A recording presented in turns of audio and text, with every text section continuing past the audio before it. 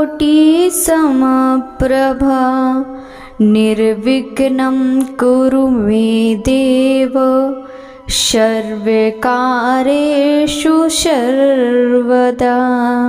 सभी भक्तों को सादर प्रणाम। आप सभी भक्तों का दिन मंगलमय हो। सभी भक्तों को भाद्रपद मास के गणेश चतुर्थी की हार्दिक शुभकामनाएं। भक्तों, आज के इस वीडियो में आप रसपान करेंगे भादव मास के चौथ माता की कथा। पुराने समय की बात है, एक ब्राह्मण था जिसके घर एक बेटा और बहू थे।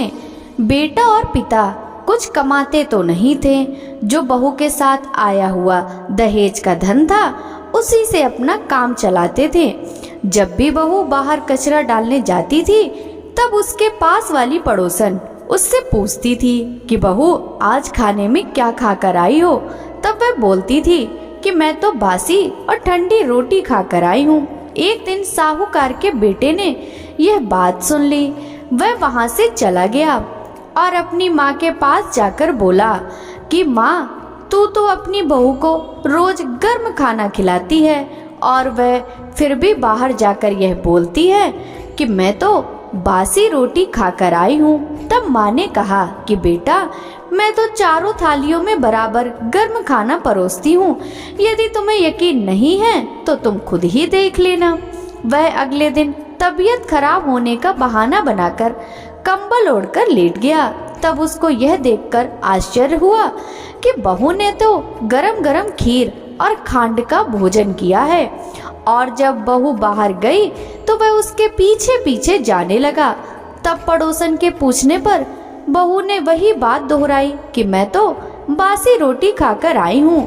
उसका पति उससे पूछने लगा कि तू अभी अभी तो गर्मा गर्म खाना खाकर आई है और पड़ोसन से कह रही है कि मैं बासी रोटी और ठंडी रोटी खाकर आई हूँ।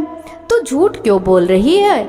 तब उसकी विद्वान पत्नी ने कहा कि यह ना तो तुम्हारे कमाए हुए पैसों की रोटी है और ना ही तुम्हारे पिताजी के कमाए हुए पैसों की रोटी है। यदि हम इसी तरह बैठे बैठे धन को खर्च करते रहे तो यह एक दिन कुएं की पानी की तरह समाप्त हो जाएगा। इसके बाद उसका पति कमाने के लिए विदेश चला गया। पीछे से उसकी पत्नी 12 महीने का चौथ व्रत करती थी।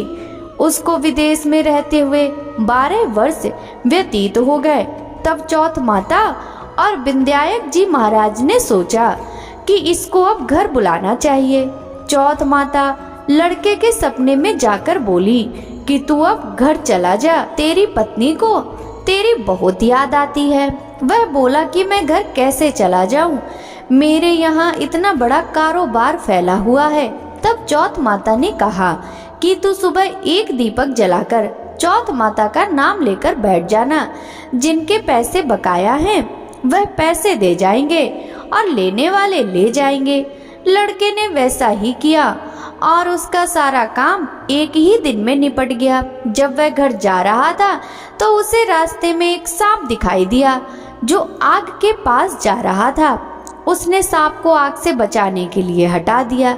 ऐसा करने से नागराज क्रोधित हो उठे और कहा कि हे पापी, मैं तो इस नाग योनि से मुक्त होने के लिए जा रहा था और तूने मुझे हटा दिया। अब मैं तुझे डस लूंगा। तब वह लड़का बोला कि मैं 12 वर्ष बाद अपने घर जा रहा हूँ, आप मुझे अवश्य ही डस लीजिएगा, किंतु आज मुझे अपने घर वालों से मिलने दीजिए। आप कल रात को आकर मुझे डस लेना। नाग ने उसकी शर्त मान ली और वह वहां से चला गया। जब लड़का घर आया तो वह उदास था। उसने अपनी पत्नी के पूछने पर सारी बात बता दी। उसकी पत्नी बहुत चतुर थी। उसकी पत्नी ने एक सीढ़ी पर बालू रेत बिछा दी, दूसरी सीढ़ी पर दूध का कटोरा रख दिया, तीसरी पर फूल माला बिखेर दिए, चौथी पर इत्र छिड़क दिया, पांचवी पर मिठाई रख दी, छठी सीढ़ी पर जौ और सातवीं में रोटी रख दी। रात को जब सांप आया तो सबसे पहले ठंडी ठंडी रेत में लौट कर आया। फिर दूसरी सीढ़ी पर दूध पीकर कहा कि मैं एक ब्राह्मणी के बेटे को डसता तो नहीं, लेकिन वचन दिया हुआ है इसलिए डसना पड़ेगा।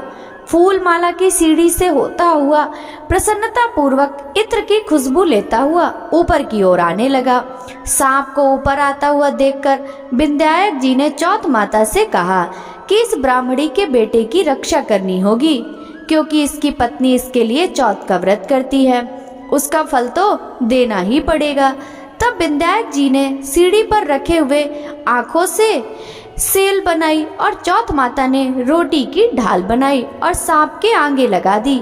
विंध्यायक जी ने जौ के सेल बनाए थे, उनसे सांप की मौत हो गई।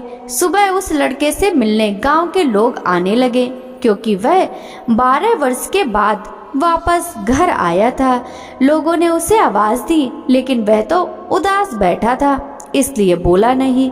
जब उन्होंने देखा कि सीढ़ियों पर तो खून पड़ा हुआ है, तो वे चिल्लाने रोने चीखने लगे कि ब्राह्मण, आज तो तेरा बेटा मर गया। यह सब देखकर ब्राह्मणी भी जोर जोर से रोने लगी।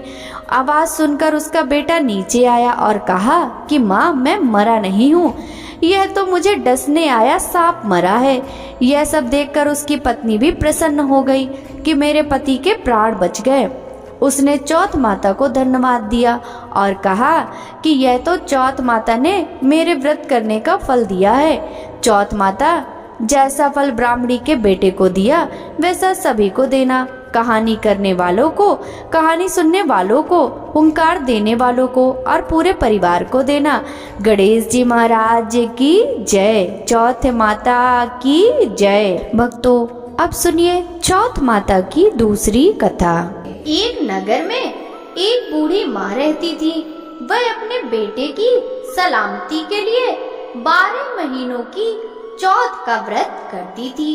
हर चौथ को पंसारी से थोड़ा सा गुड़ और घी लाकर 4 लड्डू बनाती, एक बेटे को देती, एक से पूजा करती, एक हथकार के लिए निकालती और एक चांद उगने पर खुद खा लेती थी। एक बार उसका बेटा ताई से मिलने गया। ताई ने सावन चौथ का व्रत रखा था। ताई से पूछा, माँ तो 12 चौथ करती है। ताई बोली, तेरी माँ तेरी कमाई से तरमाल खाने के लिए 12 चौथ करती है। तू परदेश जाए तो वह एक भी चौथ नहीं करेगी। लड़के को लगा ताई सच कह रही है। घर आकर माँ से कहा, माँ, मैं परदेश जा रहा हूँ, यहाँ तुम मेरी कमाई खाने पीने में ही उड़ा देती है। माँ ने समझाकर रोकना चाहा, पर बेटा नहीं माना। माँ ने उसे साथ ले जाने के लिए चौथ माता के आंखें दिए और कहा, ये आंखें तेरे मदद करेंगी। वह आंखें लेकर रवाना हो गया। घूमते हुए एक नगर में पहुंचा। उसने देखा एक बूढ़ी माँ रोती जा रही थी और पुआ बनाते जा रही थी। उसने कारण पूछा। बूढ़ी माँ ने कहा, बेटा, इस नगर की पहाड़ी पर एक दैत्य रहता है। पहले वह नगर में कई लोगों को खाने के लिए मार देता था। अब राजा हर घर से एक आदमी दैत्य के पास भेजता है और आज मेरे बेटे की बारी है, इसलिए रो रही हूँ और उसी के लिए पुए बना रही हूँ। वह बोला, तू पुए मुझे खिला दे, तेरे बेटे की जगह मैं चला जाता हूँ। बूढ़ी माँ ने खीर पुए उसे खिला दिए। खा पीकर वह सो गया। रात को राजा के सैनिक आए तो बूढ़ी माँ ने उसे भेज दिया।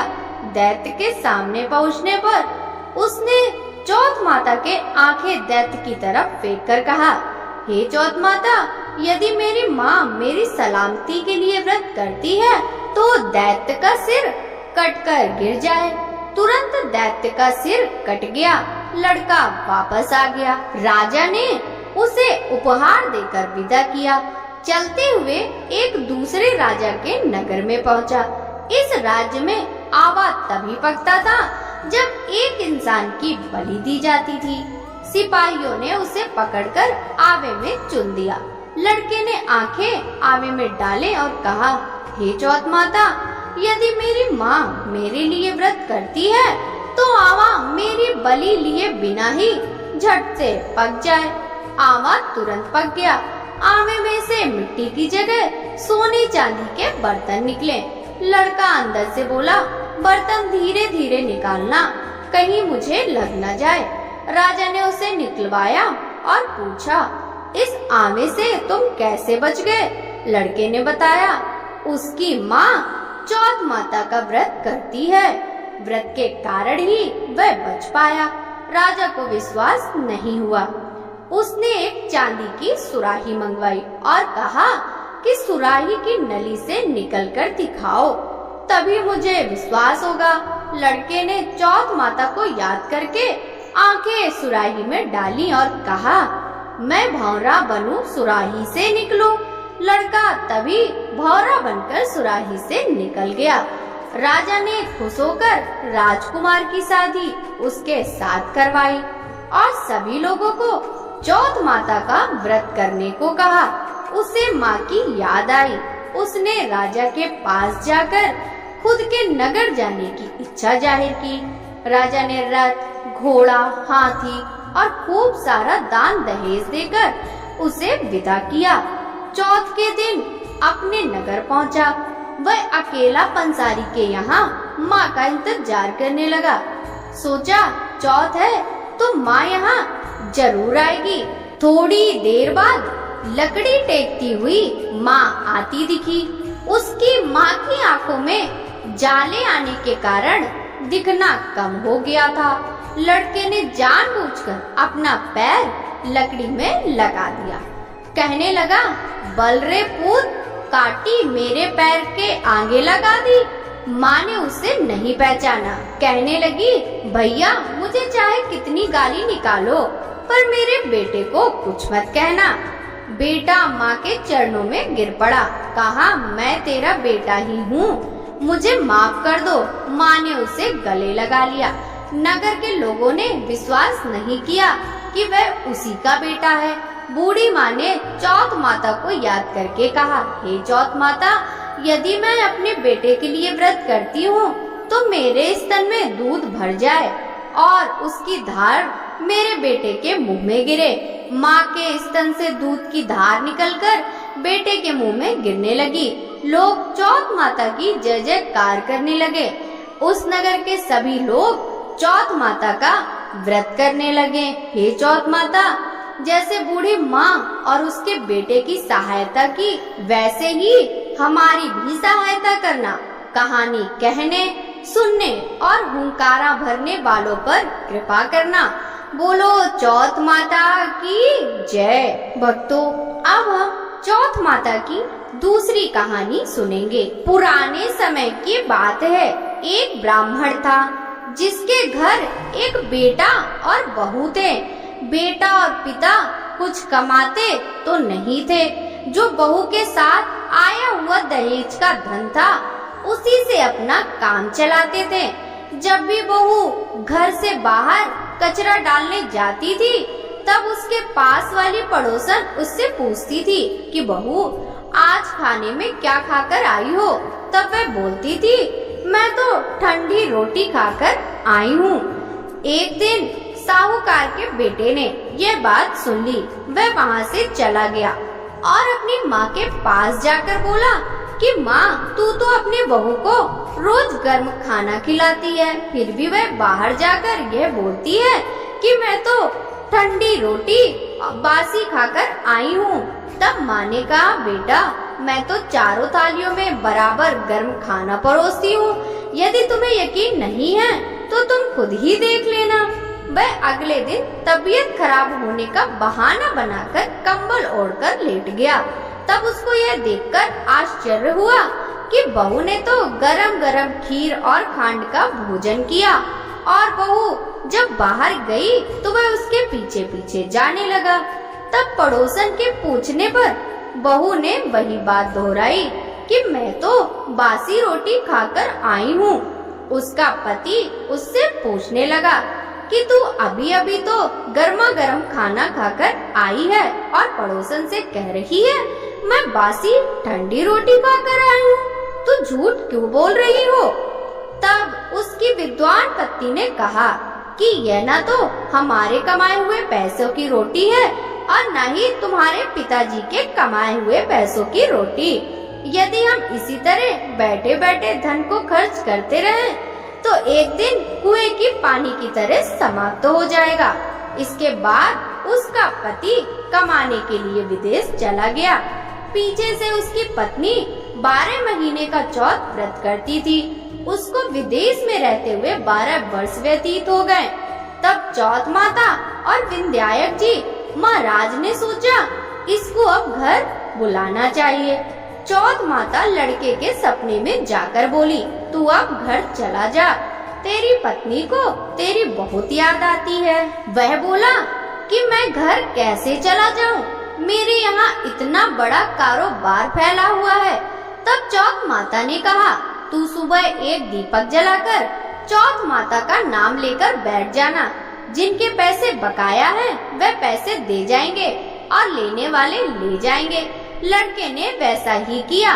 उसका सारा काम एक दिन में ही निपट गया। वह अब घर जा रहा था तो उसे रास्ते में एक सांप दिखाई दिया जो आग के पास जा रहा था। उसने सांप को आग से बचाने के लिए सिसकार दिया। ऐसा करने से नागराज क्रोधित हो उठे और कहा कि मैं तो इस पाप योनि से मुक्ति के लिए जा रहा था, तूने मुझे सिसकार दिया, अब मैं तुझे डस लूंगा।